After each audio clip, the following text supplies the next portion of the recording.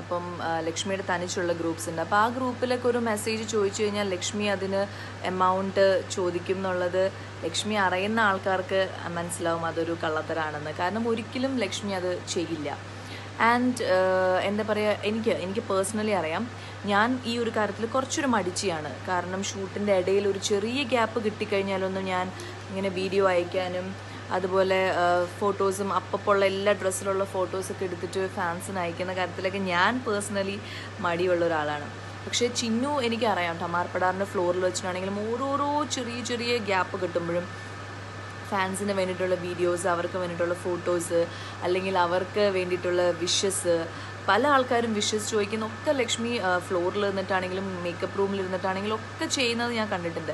അപ്പം ഞാൻ തന്നെ ഇങ്ങനെ ചോദിക്കും, ഇതെന്താ ലക്ഷ്മി ഇത്രയും എന്താ കൊടുക്കുന്നതെന്ന് ചോദിക്കുമ്പോൾ പറയും ഒരുപാട് വന്നിട്ടുണ്ട്, എല്ലാവരും ചോദിക്കുന്നു, പല പല സ്ഥലത്തു നിന്നുള്ള ആൾക്കാർ ചോദിക്കുമല്ലോ, അപ്പം ഇതെല്ലാം ലക്ഷ്മി കൊടുക്കുന്നുണ്ട്.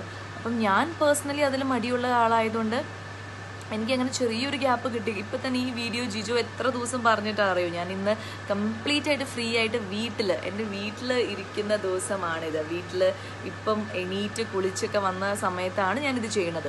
അല്ലാതിരിക്കുന്ന സമയത്ത് എനിക്ക് അതിന് വേണ്ടിയിട്ടൊരു സമയം കണ്ടെത്തിയിട്ട് ചെറിയ ഗ്യാപ്പിലൊക്കെ ഒന്ന് നമ്മൾ റിലാക്സ്ഡ് ആയിട്ടിരിക്കുന്ന സമയത്ത്, ഷൂട്ടിൻ്റെ ഇടയിൽ ഫ്രീ ആയിട്ടൊരു സമയത്ത് വീണ്ടും ഇത് ചെയ്യാനുള്ള മടി എനിക്ക് പേഴ്സണലി ഉണ്ട്. പക്ഷെ ചിന്നു അങ്ങനെയുള്ള ഒരാളല്ല. അപ്പോൾ അതുകൊണ്ട് തന്നെ ഈ ഒരു ആരോപണം തികച്ചും എന്താ പറയുക കള്ളത്തരമാണ്. അവർക്ക് എന്തോ അങ്ങനെ ഫീൽ ചെയ്തത്, അവർക്ക് അങ്ങനെ ഒരു ഫീലിങ്സ് വന്നുകൊണ്ടായിരിക്കും. അങ്ങനെ ഒരിക്കലും ചിന്നുവിൻ്റെ ഭാഗത്ത് നിന്ന് ഉണ്ടാവില്ല. പേഴ്സണലി എനിക്ക് വളരെ ക്ലോസ് ആയിട്ട് അറിയാവുന്നതുകൊണ്ട് ഞാൻ പറയാണ്. അപ്പോൾ അതിൻ്റെ പേരിൽ ആരും ചിന്നുവിനെ ഹേർട്ട് ചെയ്യിക്കരുത് ആൻഡ് ആ കുട്ടിയെ തെറ്റിദ്ധരിക്കരുത്. കാരണം ഇങ്ങനത്തെ ഉള്ള മിസ്അണ്ടർസ്റ്റാൻഡിങ്സ് വരും. നമുക്ക് എല്ലാവർക്കും ഓരോരോ കമ്മ്യൂണിക്കേഷൻ്റെ പ്രശ്നം കൊണ്ടുള്ള വരും മിസ്അണ്ടർസ്റ്റാൻഡിങ്സ്.